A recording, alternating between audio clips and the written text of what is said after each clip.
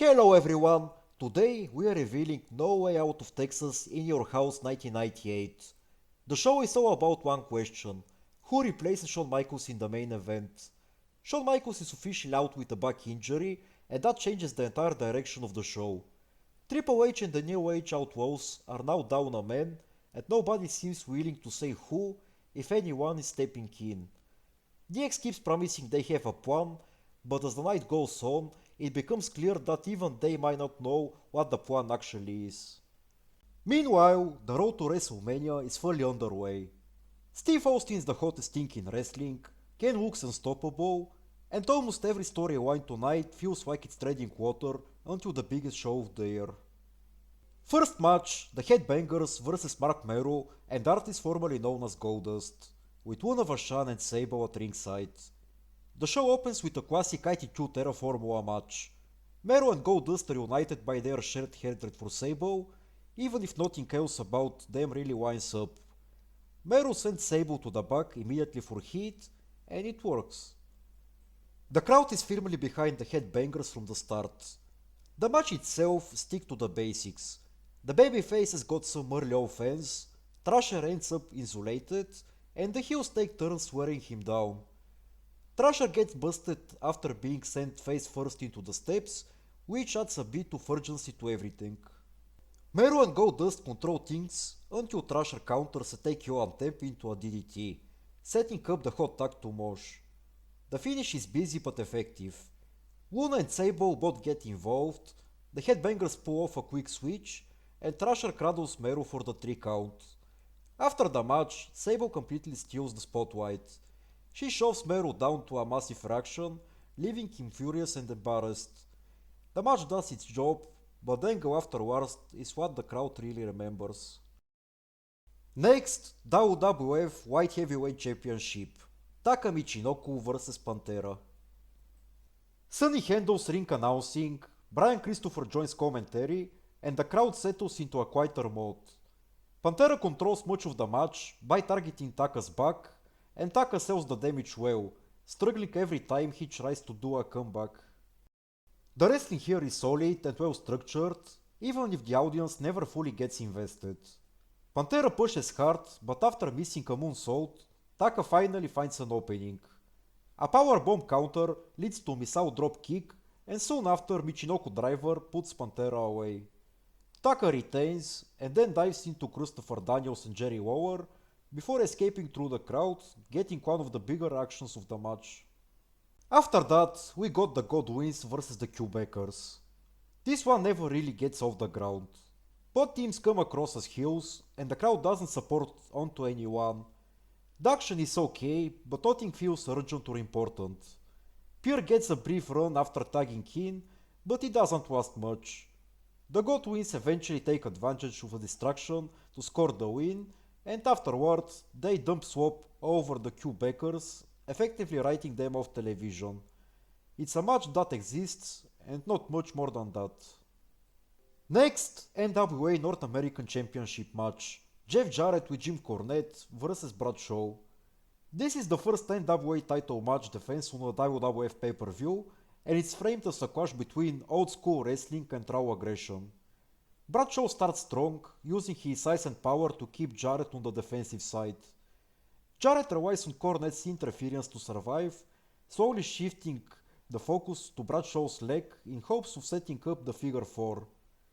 Bradshaw survives, powerbombing Jarrett and throwing Cornette around, but the match ends with Jarrett using the tennis racket in full view of the referee, causing a disqualification. After the bell, the NWA group swarms Bradshaw until the Legion of Doom make the save to a huge reaction. It's a nostalgic moment that feels bigger than the match itself. Next, we had the War of Attrition match. Nation of Domination vs Ken Shamrock, Ahmed Johnson, and the Disciples of Apocalypse. Despite the name, this is a standard 10-man tag match with one fall. Ahmed Johnson gets strong reaction whenever he is involved, especially against Mark Henry. The Rock and Shamrock also tease their growing rivalry, with Rock doing everything possible to avoid getting caught. Most of the middle portion of the match drags, particularly when the DOA members are isolated, but things pick up once Shamrock gets the tag. The match ends when Shamrock walks in the ankle lock on The Rock and forces him to submit. Afterwards, tension between Rock and Farouk is impossible to ignore. Rock hesitates before rejoining the group, making it clear that the nation is starting to crack from the inside. Oh, this also quietly marks Ahmed Johnson's final WWF match. And now we get to Kane vs Vader with Paul Bearer at ringside. Vader is framed as the company's last physical answer to Kane. Vader comes in hot, trading heavy shots and refusing to back down. Kane absorbs punishment, sits up from big moves, and keeps moving forward. Vader even hits a moonsault, but Kane survives and keeps standing up. Eventually, Kane overpowers Vader with a choke slam and a tombstone power driver for the decisive win. After the match, Kane attacks Vader with a wrench, setting up Vader's injured ankle and further establishing Kane as a stoppable monster heading into WrestleMania. Vader doesn't look weak, but Kane looks terrifying. And now, unsanctioned main event match. Steve Austin, Owen Hart, Cactus Jack and Chainsaw Charlie versus Triple H, the New Age Outlaws and a mystery partner, with China at ringside. After all the hype, the mystery partner turns out to be Savio Vega. A letdown compared to the build-up, but logical given his history with Austin. The match begins as a loud brawl filled with trash cans, chairs and tables. Austin dominates whenever he is in, especially against Billy Gunn, and the crowd only really cares about watching him dismantle people. Eventually, things settle into a more traditional tag structure, with Chainsaw Charlie taking most of the punishment. Cactus Jack absorbs horrifying punishment as well, including chair shots and barbed wire, before finally tagging Austin. Austin storms through everyone and hits the stunner on Raw Dog for the win, and then drops Billy Gunn with another one for good measure. China gets in Austin's face afterward and refuses to back down. She flips him off and Austin responds with a stunner to end the show.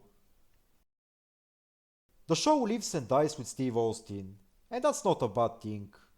The main event is a lot of fun, Kane continues his dominant rise, and several WrestleMania paths are clearly laid out. At the same time, much of the undercard feels like it's killing time rather than pushing things forward.